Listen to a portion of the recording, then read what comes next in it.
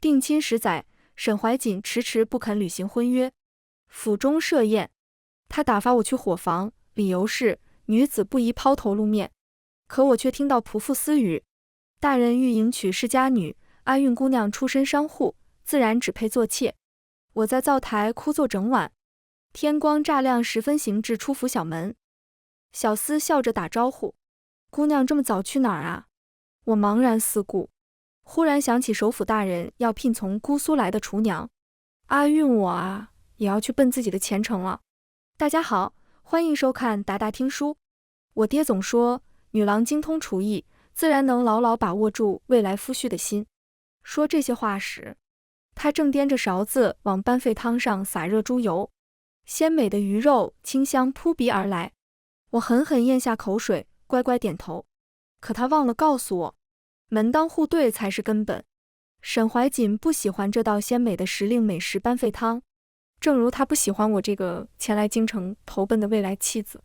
端到前厅的菜又被退了回来，厨娘一脸为难地告诉我，大人说姑娘烧的菜不合贵客口味，让您不用如此辛苦。沈怀瑾不知道，他说这些话时，我就躲在帘廊后，看到这些菜连正院都没能进去，就被他挡了回来。还听到他说，上不了台面的东西就别瞎折腾了。伙房本就不大，异样的目光，不屑的神色，一丝不差地映入眼帘。我有些难堪地端起白瓷碗，汤已凉透，上面泛着一层清亮的油光，入口微涩，这苦涩直达心底，让我不得不咽下去。我想了想，抬步走至泔水桶，手腕翻转，耗费1个时辰才炖好的鱼汤尽数倾倒。厨娘惊呼：姑娘这是作甚？我回以苍白的笑，失了味道的美食，便也没有留着的必要了。其实我想说的是，这一纸婚约我也不想要了。夜色渐渐暗沉下来，众人收拾完手里活计，纷纷回去屋舍。厨娘犹豫再三，还是走过来提醒，姑娘也回去休息吧，大人吃多了酒，怕是这会儿正在送客。我捧着烫手的烤番薯笑道，你先回吧，我吃完就也回去了。厨娘点头，转身而去。待她身影消失在视线中，我慢慢收敛脸上笑意。我住在东厢房，若要回去，必然经过宴客的正院，若撞见了，少不得要看沈怀瑾脸色。思忖间，一墙之隔突然传来仆妇低声私语，偷听不是君子所为。我正要背过身，却听到对方提起我的名字。听闻大人欲迎娶世家女，已寻了媒人去说亲了。那阿运姑娘怎么办啊？问话的人难掩惊讶，不由拔高了音量。我心头猛然跳动，只听对方哼了一声，万分嫌弃地回道：商户女自然只配做妾。商户女3个字重重砸在心头。我手一松，烤番薯应声落地，滚进灶台灰烬中，沾了满身泥泞，眼看是吃不了了。外面的人忽然噤声，离开的脚步声稍显凌乱。更深路重，夜也更深了。我恍然惊觉，这偌大沈府竟无我容身之处。这一夜注定漫长。夕光透过窗棂照在我挂着晨露的眼睫上，灶台里的灰烬已凉透。我极轻地眨了眨眼皮，外面渐渐响起仆妇们起床走动的声音。我撑起僵硬的四肢，沿着墙边缓行至出府小门。这里与街是一墙之隔，商贩的叫卖声此起彼伏。府里小厮推桶经过，看见我笑着打招呼：阿运姑娘这么早去哪啊？对啊，我该去哪里呢？我茫然四顾，偌大的京城，立脚并不容易，我又身无长物。想到此处，我眸光一亮。对啊，我会烧姑苏菜，阿爹是姑苏名厨，我自小耳濡目染，进得真传。可酒楼里很少会顾厨娘。我颓丧垂下肩膀，小厮的讨论声低低传来：听说了吗？崔首府家要聘厨娘，点名要姑苏来的。后面说了什么，我已经听不见了。满门心思都在盘算，在这沈府，我没什么东西需要带走，唯有和沈怀瑾的婚书还放在东厢房，但本就是要还给他的，自然也没有带走的必要了。理清楚关窍，我呼出口浊气，抬手推开木门。眼前似乎徐徐展开一条路来。我没有犹豫，坚定地迈开腿朝前。阿运，我啊，也要去奔一奔自己的前程了。出来神府，我去了当铺，将唯一的银发簪当了1两碎银。这是去年上元佳节，沈怀瑾送我的，本也不是什么值钱玩意，全当抵了这些年我为他缝衣烧饭的工钱。路过馄饨摊，香气扑鼻而来，我摸了摸咕咕叫的肚子，走进去点了2碗馄饨，热汤下肚，冷到肺里的寒意被驱赶，我这才感觉活了过来。这时邻桌传来交谈声，听说了吗？许太傅有意将3女儿嫁给探花郎沈怀瑾。沈兄还真是艳福不浅，听文太傅家这位3姑娘生的是雪肤花貌，配他还真是可惜了。男子嗓音难掩嫉妒。另一人道：那可不，据说他还有一个自小便定下的婚约，那女子好像是江南人，就是门第低了一些，出身商户，若3姑娘容得下，勉强也能做个妾室。2人艳羡不已。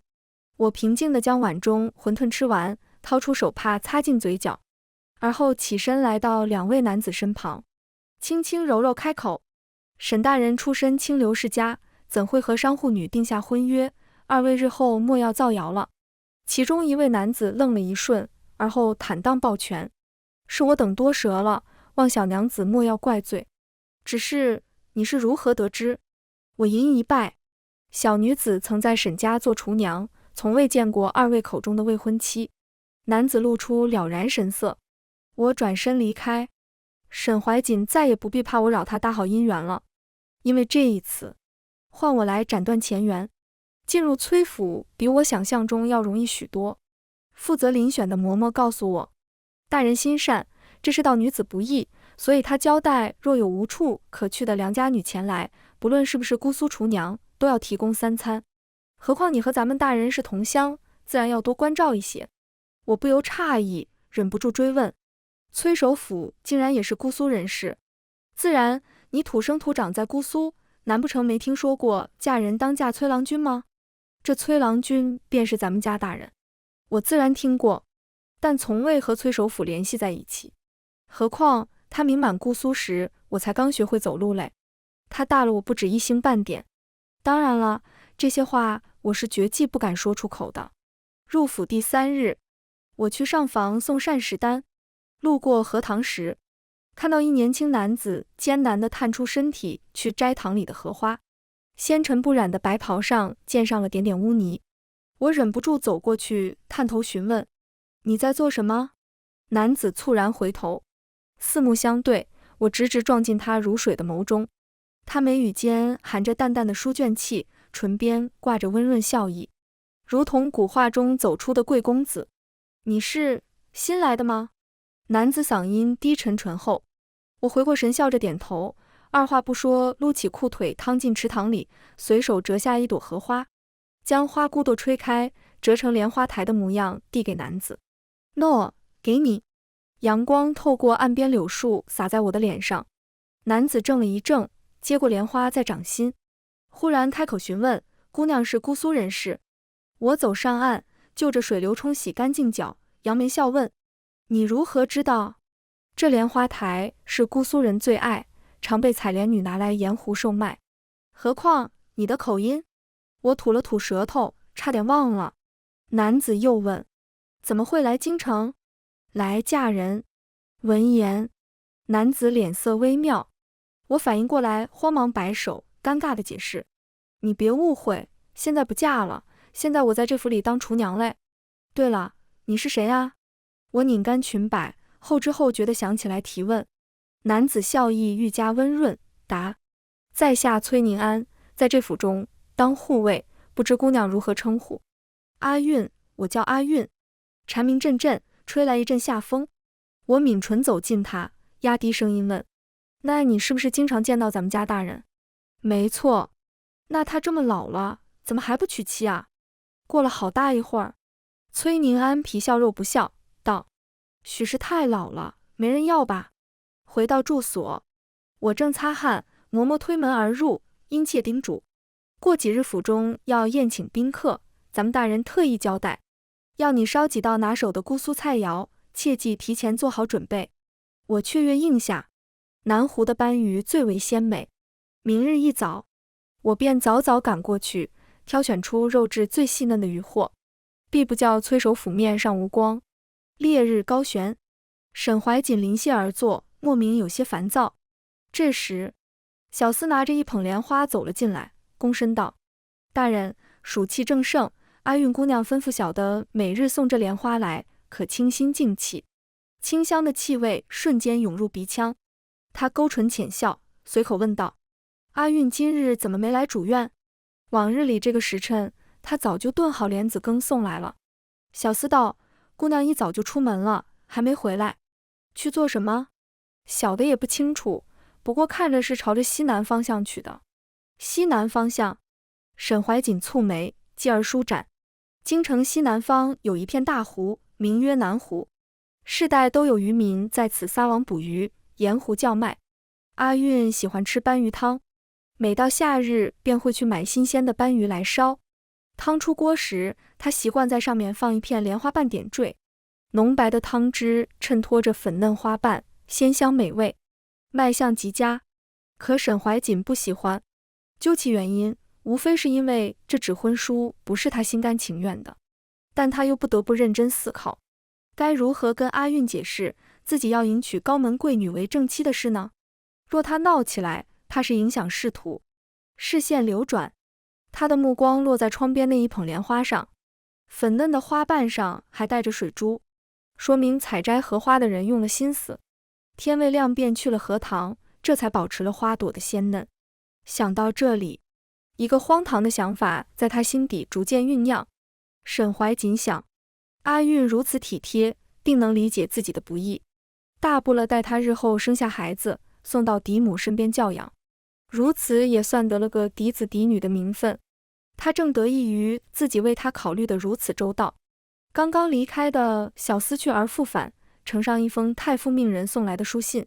沈怀瑾顾不得再想儿女情长，忙接过打开，只见上面写着：后日崔大人宴请同僚，你随本官前往。事关你日后受官，务必好好准备，在崔首府面前留个好印象。翌日一早，天刚蒙蒙亮，何府便忙碌起来。我揪起一把稻草点燃，塞进炉灶中，火苗窜起，寒意被驱散。嬷嬷再三叮嘱，莫要随意走动，扰了贵客。众人应是，四散忙碌。我从鱼缸里捞出一早买来的斑肺鱼，去淋瓜骨一气呵成。伙房水气蒸腾，各司其职地忙碌着，直到前院隐约传来丝竹之声。嬷嬷开始招呼婢女上菜。掌勺兴奋道：“听说荆轲探花也来咱们府上了。”当真？京城里人人都说探花郎姿容上乘，就是不知跟咱家大人比起来，谁更胜一筹。我正在做水晶糕。闻言有一瞬怔愣，一同入府的厨娘戳了戳我的手臂，压低声问：“你觉得是咱家大人好看，还是探花郎好看啊？”我收拢思绪，回他：“我没见过首府大人。”“不会吧，你不是姑苏来的吗？那你见过探花郎吗？”我正犹豫该点头还是摇头，嬷嬷走了进来：“阿韵，你随我去前厅。”我站起身，擦干净手上的水渍，跟了上去。行到垂花门，一道熟悉的身影立在那里。男子朝我招手：“阿韵，快来！”我一路小跑过去，热意熏红了脸。“崔护卫，你怎么在这儿？”“诺。”他递过来一个油纸包，今早才到的熏鱼，你尝尝。我接过打开，被酱油浸透的鱼肉散发着诱人的香味，咬一口，咸香津道。我满足的眯着眼，好吃。我等下再吃，嬷嬷喊我去帮忙嘞。这会儿前厅不忙，我都被大人打发出来了。崔护卫笑着解释。我们俩蹲在池塘边，我包莲子，他给熏鱼剔骨。崔护卫将剔好的鱼肉递给我，随口一提：“你想回姑苏吗？”“想，做梦都想。”我塞了满嘴鱼肉，囫囵应道：“我也想。”他笑容宠溺：“那你怎么不回去？”我俩同时开口。我一愣，继而失笑：“你还记得我同你说过，我是来成婚的吗？”“记得。虽说这婚事成不了了，但这婚约还在。”且是在官府造过册的，退婚倒也简单，只是需要30两银子。我有些不好意思，为了来京城成婚，我便卖了家产，一路上吃了好多苦。好不容易到了京城，浑身上下就剩几个铜板了。沈怀瑾也从不会问我缺不缺银子。最艰难的时候，我不好意思伸手要钱，只能靠卖绣品去换些衣服布料。说来说去，都是钱惹的祸。我有些颓丧。虽说首府大人心善，在这里做工，每月能领1两碎银，可30两不吃不喝也要攒个2年多。届时怕是沈怀瑾早已娶了高门贵女，而我要被拖成老姑娘了。那你呢？为何不回姑苏？我反问。崔护卫无奈道：祖父对我期望甚高，我不忍他失望。我一时不知该如何安慰他，只得胡乱抓了一把包好的莲子塞到他手里。你尝尝，很甜。远处忽闻戏曲声，崔护卫忙起身，来不及多言。他安慰似的拍了拍我的肩头，从怀里掏出一个荷包塞过来。你且安心，我这些年攒了点银子，先借你一用。前厅宴席应当是快散了，孔大人寻人，我先去复命。未及我道谢，他便阔步而去。回到屋舍，我问嬷嬷，若有男子借银子给你使，该当如何答谢？嬷嬷正在看才子佳人爱恨情仇的话本，她放下册子，两眼放光地瞧着我，当然是以身相许了。我嘴角抽搐，一定要如此吗？就没有别的办法吗？她恨铁不成钢地拍大腿，唾沫星子差点喷我脸上。你傻啊，钱都肯借给你，定是对你存了不该存的心思。我被这结论给震惊到辗转反侧，夜不能寐。次日一早便去了一趟衙门，却被告知这桩婚约早就消册了，你身为当事人竟不知晓，还是沈探花亲自来办的呢。我脸色煞白，顾不得体面3连追问，何时的事？去年春末，犹如一盆凉水兜头淋下。烈日当空，我竟觉浑身冰冷。沈怀瑾悄悄退婚，到底存了何种心思？我想不明白，也不愿去想了。我只恨他既不肯娶我，为何不放我归乡？我来到糕点铺子，买了一块白糖糕，坐在门口台阶处，边哭边吃，引得众人纷纷侧目。一辆朴素的马车在眼前停下，崔宁安撩帘而出，在我面前站定，面上流露出担忧。阿韵，出了何事？我顶着红肿的眼，委屈地说不出一个字。他心疼不已，将我带到酒楼，点了一桌好菜，香味扑鼻，我食指大动，早已忘了伤心事。待酒足饭饱，崔宁安也大致知道了我为何伤心，他眉眼沉沉，不知在想什么。我笑得没心没肺，嗓音含着哽咽。正好，我也并不想嫁他，若非父母之命，这京城我是绝技不想来的。如今这番，他自去奔他的高门显贵，我也该回姑苏去了。说到此处，我忽然想起嬷嬷说的话，扭捏着将钱袋取出还给崔宁安。崔护卫，我们不适合。他一怔，神色复杂地看过来。你怎么会这么想？不是，你因何认为我是那种心思？不待我回答，他颓然打断。算了，你还真是傻人有傻福。我不明所以，可他却不愿再多说。天色渐晚，出来酒楼，我与他同乘一辆马车。车帘放下的瞬间，我脚下微顿，立刻别开头，钻进马车。车帘落下，一挡住了某人探寻的目光，熟悉的素色身影一闪而过。沈怀瑾满心疑惑，那女子身形和阿韵竟如此相像。沈公子，你说什么？许嫣然甜美的嗓音柔柔传来。沈怀瑾骤然回神，忙打起12万分精神应对太傅之女。待将京城有名的胭脂水粉铺子逛了个遍，许嫣然这才满足而归。可这却苦了沈怀瑾，他面如菜色回到府中，闭眼吩咐，让阿韵炖点去暑气的汤来。四周寂静，无人回应。他烦躁地睁开眼，怎么？我使唤不动他了？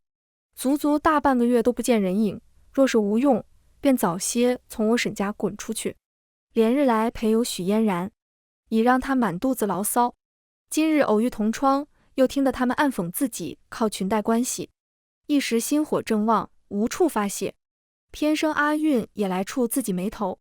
书童端着莲子羹走进来，忐忑不安地回禀：大人，阿韵姑娘不知去了何处，刚着人去请，屋内无人应答，可问了门房。说话间，门房脚步凌乱，擦着汗朝内室奔来。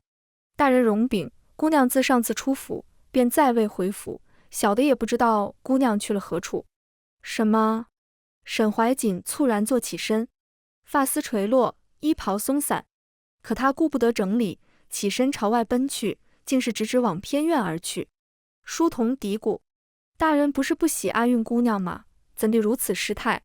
可他只敢腹诽，脚下却不停，赶紧跟了上去。偏院落了一地的树叶。沈怀瑾蹙眉：阿韵喜静，哪次她来此都是整洁一心，从未如此这般。推门而入，一室孤冷扑面而来，就连妆台上都落了灰，俨然是有段时日无人居住。沈怀瑾忽觉头晕目眩，他极力稳住身形，眼前一闪而过的却是今日于街市所见的那道身影。可阿韵是外乡人，怎会乘坐崔大人家的马车？沈怀瑾下意识否定这种可能性，他竭力冷静下来，命家仆去打听，若阿韵把婚约的事散布出去，他攀附许家的事便是纸包不住火。文人最重风骨，届时怕是仕途艰难。直到此刻，他所思所想皆为自己。连续数十日的酷热后，大雨倾盆下，10天时间足够沈怀瑾将阿韵的行踪摸个清楚。小厮站在廊下回话，声音被雨水掩盖，他不得不拔高音量：大人，月前您宴请许太傅，姑娘便是那时出了府，还去城西的馄饨铺子吃了2碗馄饨。对了，还是您的同窗宋大人告诉小的，有姑娘自称是曾在咱们沈府帮工的厨娘，崔大人府上正好在找姑苏来的厨娘，那姑娘便去了。从画像上辨认，正是阿韵姑娘。话音落下，天边忽然炸响一声惊雷。沈怀瑾忽然想起，那日随同许大人去崔府赴宴，熟悉的班费汤，熟悉的一瓣荷花，熟悉的莲香味道，还有角门处一闪而过的熟悉身影，不曾想竟是阿韵。下雨如河水倾倒，下个没完没了。今日是我启程回姑苏的日子，辞别嬷嬷，崔宁安借了府里马车前来送我去码头。路行一半，有马蹄声阻在车前，我掀开车帘，露出意外神色，竟是沈怀瑾。隔着雨幕，他沉声唤阿韵，语气很冲，似裹着滔天怒气。我被吓到朝车内躲，崔宁安撑伞下车，挡在我们之间。沈怀瑾终于看到还有旁人，他目光一凝，不可思议开口：崔大人。我有些意外地看了一眼崔宁安。崔宁安问：沈大人，可是来给阿韵姑娘送行？话题被轻易转移。沈怀瑾露出探寻目光，开口斥责道：阿韵，你要去哪？别闹了，快跟我回去，莫要给崔大人添麻烦。我探出头：沈公子，我要回姑苏去了。他下意识上前一步，沉声训斥：胡闹，姑苏路途遥远，你一介女郎，如何回去？何况你本就是来嫁人的，不是吗？说到嫁人2字时，他故意加重语气，似在说与旁人听。我有些无奈，耐着性子解释，自然是怎么来便怎么回去。当年我可以孤身一人前来京城投奔你，今日我便也能一人回姑苏去。被我一番画下了面子。沈怀瑾干脆掠过我，看向一旁的崔宁安：大人，我家阿韵这段时间给您添麻烦了，改日我定备上薄礼登门道谢。你聋了吗？什么？阿韵说了不想跟你回去，她是人，便有决定自我去留的权利。崔宁安冷声，却不想沈怀瑾笑得满脸宠溺。大人不知道，阿韵小孩子脾气，她有婚约在身，夫家就在京城。我都知道了。不等他说完，我直接高声痛诉：知道你婚约另许，知道你早已消了婚契，更知你欲要我做妾，狠心蹉跎年华。阿韵虽是商户女，却不愿做那高门妾。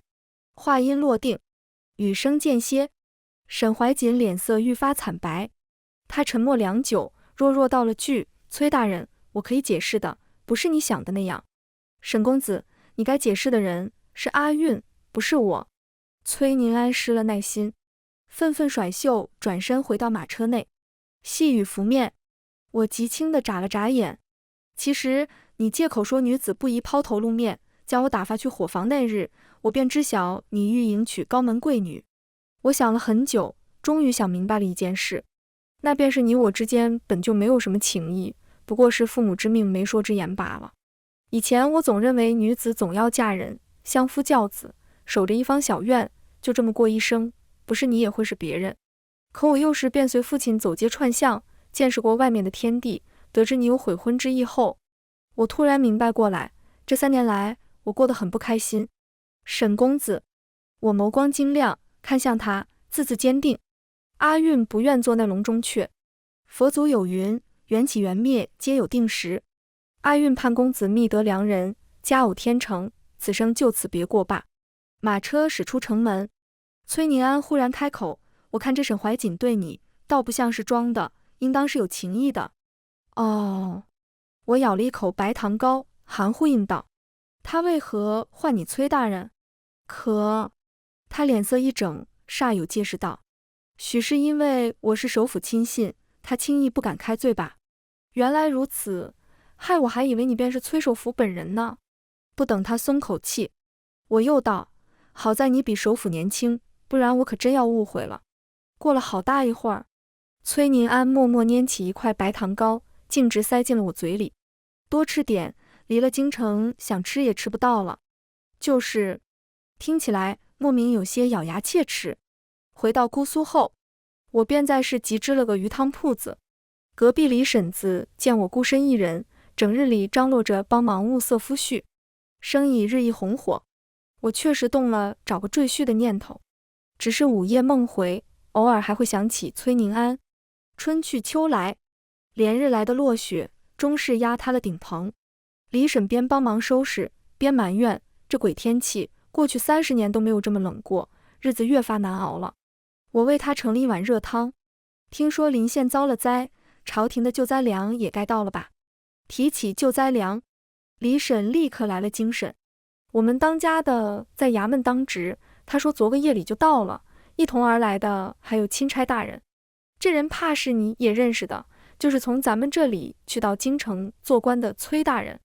当年他高中状元时，全姑苏城鲜花铺路，为出阁的姑娘将苏州街挤得水泄不通，就为了看他一眼。我这辈子也没见过这么好看的公子。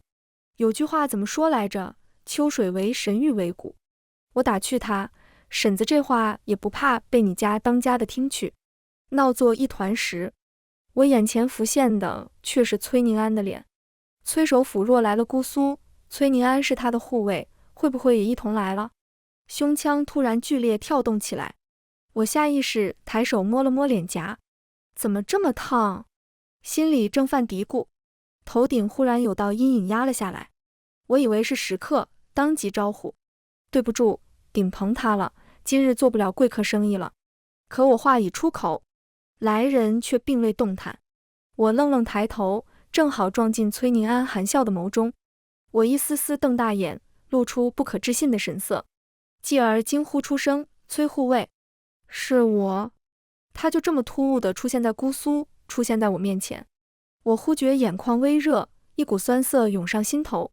下一秒，李婶相公大咧咧地走了进来，只一眼，他脸色巨变，双手抱拳躬身行观礼，惶恐不安道：“小的给钦差大人请安。”钦差大人，崔首府。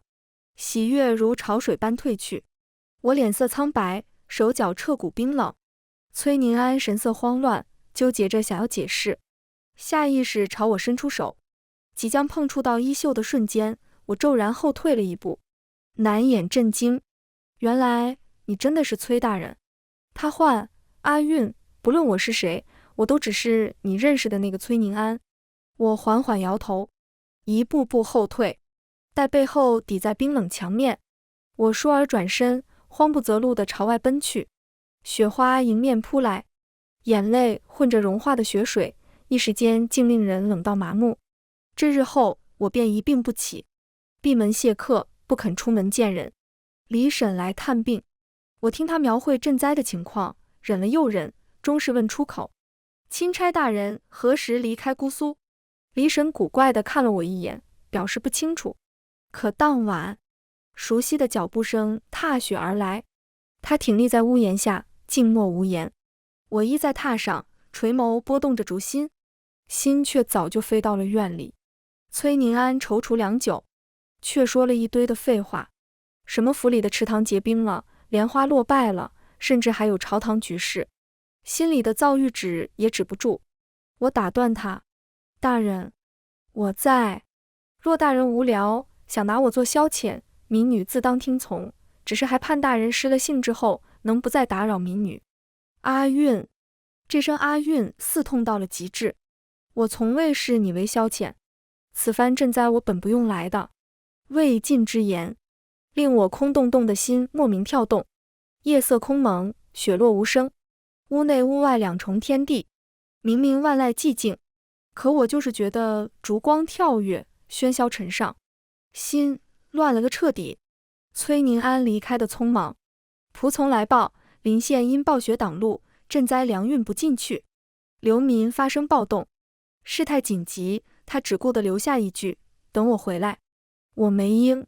可次日，我便病愈下床，重开汤铺，只不过却是将价钱从3个铜板一碗改成了1个铜板一碗，再附赠1张饼。一日来了个头发花白、一走3颤的老翁，他往内一坐，张口便吩咐：小丫头，给老头子做1碗鱼汤面。我应下，将面端上桌，却听他说：老头子没钱给你，能吃吗？我笑了：能，您啊，随便吃，不够了再加。奇了怪哉，开店做生意竟分文不收。话落，一旁的食客接话：老先生，您怕是不知道，阿韵姑娘心善，怜惜咱们灾民填不饱肚子，1个铜板随便吃，吃饱为止，就是没钱啊，也能来讨上1碗热气腾腾的汤饭来。是啊是啊，姑娘是个大好人啊。众人你一句我一句。白发老翁挑眉，问起缘由。我静了一瞬，坦荡解释：因为我的心上人是个为国为民的好官，我虽配不上他，却也希望能为他做些什么。哦，为何说配不上？老夫看你就很不错。提起这个，我有些腼腆。我一介市井商户女，哪里配得上世家公子？老爷子莫要跟我开玩笑了。谁知他却狠狠一杵拐杖，起身便走。逆子，这么好的丫头要是飞了，我非剥了她的皮不可。看着她健步如飞的动作，我傻眼了。半月后，我正准备收摊，消失半个月的崔宁安一身官服出现在我面前。他看起来清瘦不少，唇瓣冻得青紫，只有双眸依旧晶亮。我什么都没问，为他盛了1碗热汤，推过去：吃吧。可一开口，嗓音便含了哽咽。他垂眸，端起碗，认真吃了个干净。空碗放下，他突然起身，朝我躬身一拜。帐内本就还有人未散，聚在一起取暖。见此，大家停下议论声，纷纷瞪大了眼。阿韵，崔宁安轻唤，我姓崔，名涵，字宁安，姑苏人士，官居内阁首辅，未曾娶妻纳妾，身家清白，无不良恶习。我脸色涨红。你同我说这些做什么？祖父说，若我不能将你娶回家，便要剥了我的皮。他苦笑：啊，那老翁？没错，祖父听闻我有了心上人，便趁我不在，偷偷来见你。他还说你的鱼汤烧得很好，若你不嫌弃，我亦可以做赘婿。我悚然一惊，下意识打断他：你疯了？我没疯。说话间，他突然挥手整理官服，而后一拜到底，诚心实意道：阿韵姑娘，吾心悦汝已久，心向往之，但求娘子青睐，缔结两性之好，共赴白首之约。着官服而求娶贤妻，人潮汹涌。崔宁安的爱意永远坦坦荡荡。来年春岁，宜嫁娶。新婚胜如小登科，披红戴花煞4状元郎。这日，姑苏适逢10年，再次鲜花铺路，全城出动，只为一睹曾经才绝艳了一代人的状元郎风采。花轿走过，人群中，早已嫁作人妇的妇人擦着眼泪，埋首夫君怀中，哭得不能自已。天杀的，我的白月光终于不用孤独终老了。女子夫君暗自咬牙，看来今晚要多喝2碗鹿血酒才行了。我看着眼前的鹿血酒，未加多想，端起来一饮而尽。送完宾客返回的崔宁安，眼神在空碗上掠过，灼热的目光落在了我脸上。你这么看着我做什么？怪吓人的。我心惊胆战地看着他步步逼近。崔宁安挑眉，修长指腹挑起我下巴，轻佻慢语：“夫人，热吗？”热气扑面，我顿觉头重脚轻，朝后倒去。他顺势轻身压下，含住了我的唇瓣，哑声道：“我来尝尝鹿血酒的滋味如何？”夜色漫长，我犹如一条垂死的鱼，挣扎着从帷幔中探出一条手臂，下一瞬又被他给捉了回去。崔宁安身上的汗滴落，砸进我的眉心，他心疼地吻去，可说出的话却让我一丝丝瞪大了眼。他说：“夫人，忍一忍，毕竟我老了，动作慢一点当属正常。”后来的无数个深夜，我都无比后悔当初的口不择言。沈怀瑾番外，坐着阿运的马车渐行渐远，直至成为一个黑点。我看着他最终消失在天边，心好似空了一块大洞。迎娶太傅之女这日，我曾与一商户女有过婚约的事，还是被爆了出来。许嫣然大怒，闯进阿运住过的偏院，砸了个稀巴烂。我送完宾客赶到时，他手里正捏着一张烫金婚书，当着我的面，他一寸寸撕碎，抬手一扬，婚书如雪花片片飘落。许嫣然抬脚将碎片碾进尘埃，不过是攀附我许家的玩意，竟敢骗婚，本小姐不会善罢甘休的。我颓然垂眸，未曾辩解一字。听闻今日也是阿运嫁人的日子，不知道她是否还会忆起我。3年后，我远赴边塞上任，许嫣然被宠坏了，竟明目张胆扬起了面首。直到此刻，我才明白，许太傅并非抬举我，也并非是想托举我，而是朝堂诡谲多变，只有将更多的棋子纳入棋盘，才能共御风险。而陛下早已忌惮太傅一脉许久，这便是崔首府多年未娶的原因。而他正因娶了许家女，才是仕途的终结。10年寒窗苦读，竟是满盘皆输。阿运很好，是他沈怀瑾不配。全文完，达达听书感谢您的观看，每天上新精彩小说，喜欢就订阅吧。